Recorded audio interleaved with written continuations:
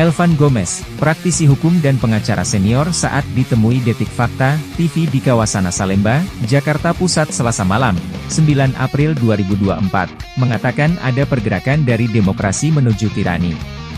Saat ini, Indonesia di tengah pandemi, demokrasi mengalami kegagalan sejak awal dalam menyelesaikan kebijakan. Ia pun mengaitkan itu dengan pandangan teori bandit yang ditulis oleh Mancur Olson. Dalam teori tersebut, kekuasaan berevolusi melalui 3 tahap yaitu anarki, roving bandit, tirani, stationary bandit, dan demokrasi. Gomez mengatakan anarki adalah tahap di mana hukum rimba berlaku dalam kekuasaan. Siapa kuat? Dia yang berkuasa sehingga dapat dikatakan sebagai bandit yang berpindah-pindah. Ketika muncul beberapa penguasa yang mampu memiliki pola pikir yang lebih maju, maka muncullah tirani.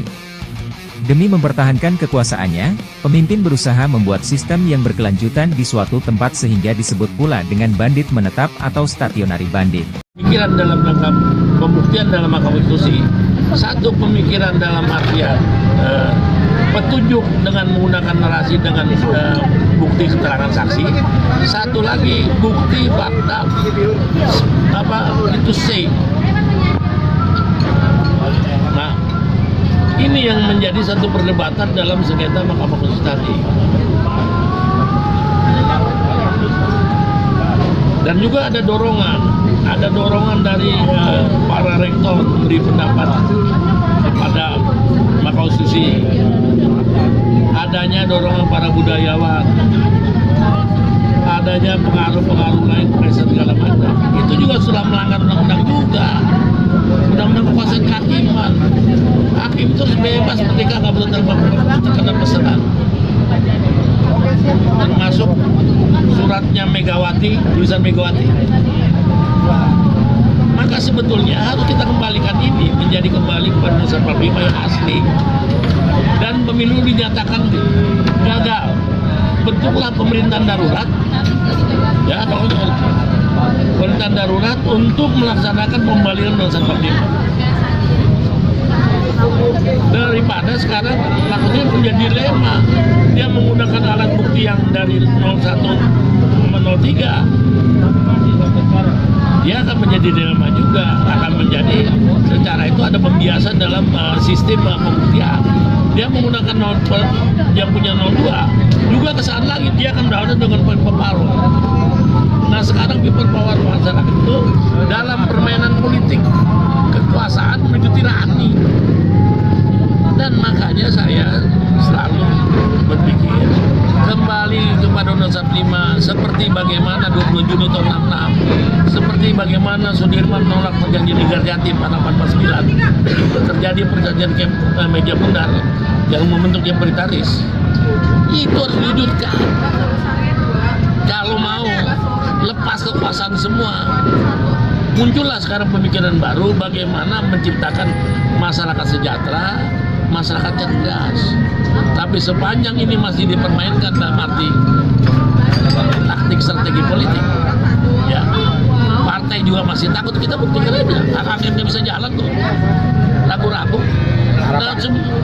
Ya karena tadi mereka juga bermain juga main politik kan diakui oleh mereka.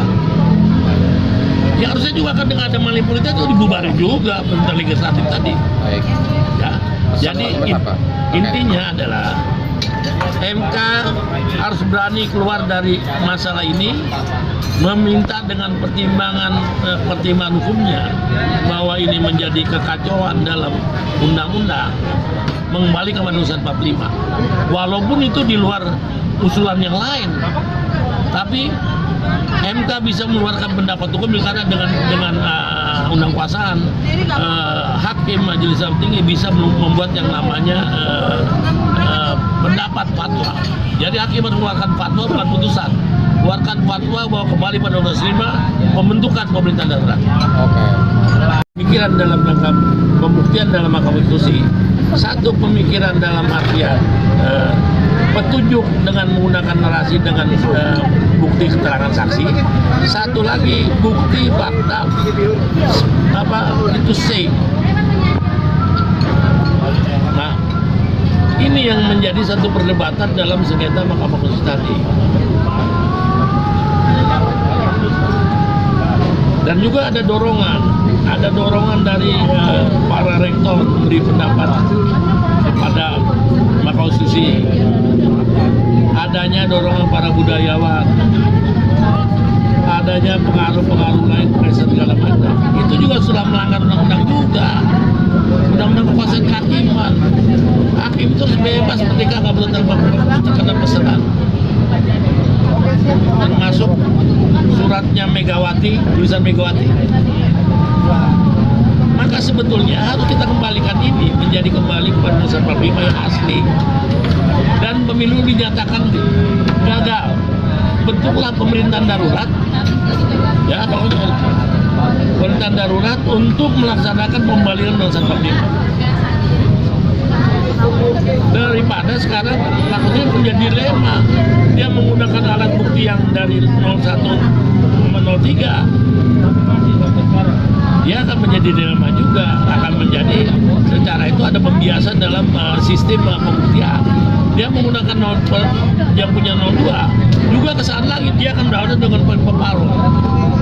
Nah sekarang people power masyarakat itu dalam permainan politik kekuasaan menuju tirani. Dan makanya saya selalu berpikir